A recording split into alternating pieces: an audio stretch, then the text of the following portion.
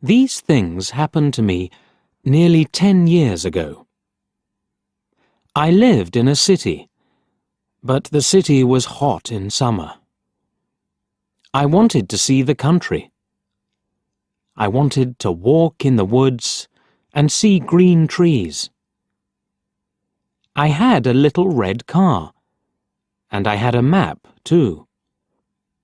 I drove all night out into the country. I was happy in my car. We had a very good summer that year. The country was very pretty in the early morning. The sun was hot, and the sky was blue. I heard the birds in the trees. And then, my car stopped suddenly. What's wrong? I thought. Oh dear, I haven't got any petrol. Now I'll have to walk. I'll have to find a town and buy some petrol. But where am I? I looked at the map. I wasn't near a town. I was lost in the country. And then I saw the girl. She walked down the road with flowers in her hand. She wore a long dress, and her hair was long too. It was long and black, and it shone in the sun. She was very pretty. I wanted to speak to her, so I got out of the car. "Hello," I said. "I'm lost. Where am I?" She looked afraid, so I spoke quietly. "I haven't got any petrol," I said. "Where can I find some?" Her blue eyes looked at me, and she smiled. She's a very pretty girl, I thought. "I do not know," she said. "Come with me to the village. Perhaps we can help you." I went with her happily, and we walked a long way. There isn't a village on the map, I thought. Perhaps it's a very small village. There was a village, and it was old and pretty. The houses were black and white and very small. There were a lot of animals. The girl stopped at a house and smiled at me. "Come in, please," she said. I went in. The house was very clean, but it was strange too. There was a fire and some food above it. I felt hungry then. That's strange, I thought. They cook their food over a wood fire. Perhaps they have no money. I met her father and mother, and I liked them. They were nice people, but their clothes were strange. "Sit down," said the old man. "Are you thirsty after your walk?" He gave me a drink, and I said, "Thank you." But the drink was strange too. It was dark brown and very strong. I didn't understand, but I was happy there. I asked about petrol, but the old man didn't understand. "Petrol?" he asked. "What is that?" This is strange, I thought. Then I asked, "Do you walk everywhere?" The old man smiled. "Oh, no. We use horses," he said. Horses, I thought. Horses are very slow. Why don't they have cars? But I didn't say that to the old man. I felt happy there. I stayed all day, and I ate dinner with them that evening. Then the girl and I went out into the garden. The girl's name was Mary. "This is nice," she said. "We like having visitors. We do not see many people here." We spoke happily. She was very beautiful.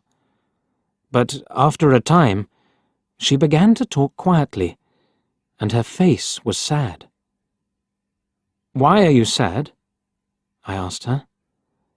"I cannot tell you," she said. "You are only a visitor here. We have to say goodbye tonight. You have to go now." I didn't understand.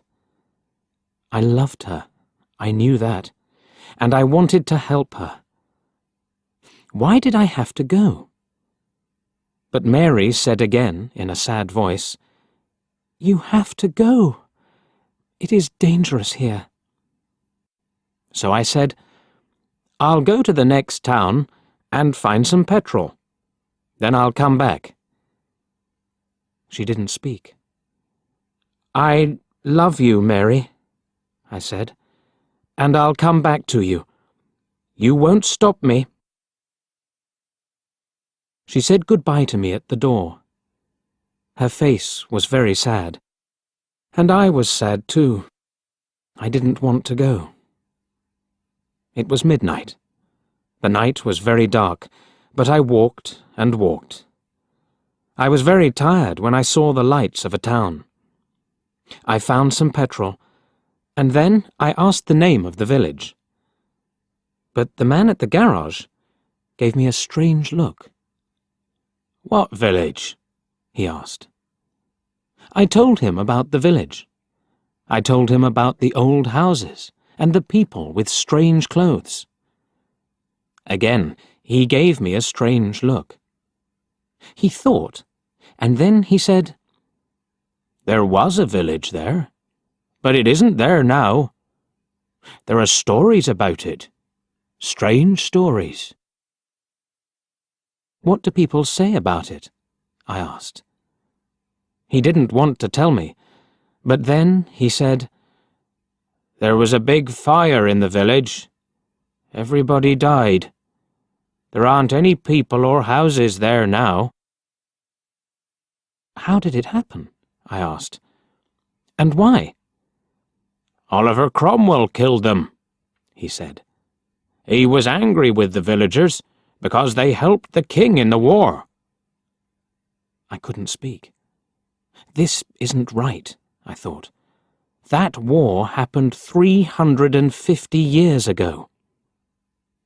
Then I remembered the strange clothes, the long hair, the food over the fire, and the old houses. And I remembered, too, about the horses.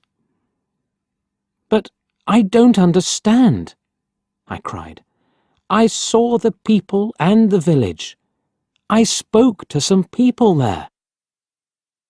The man looked quickly at me. Ain't no savage. I like Alice. Down that hole. And then he spoke. "There's an interesting story about the village. For one day, every 10 years, it lives again. But only for one day. Then it goes away again for another 10 years. On that one day, you can find the village.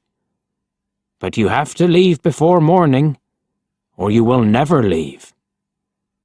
Can this be right? I thought. Perhaps it was. Mary said, "You have to go." She loved me, but she said, "We have to say goodbye." She was afraid for me.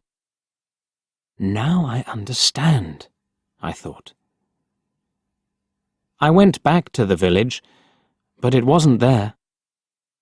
I looked again and again, but I couldn't find it. I saw only flowers and trees.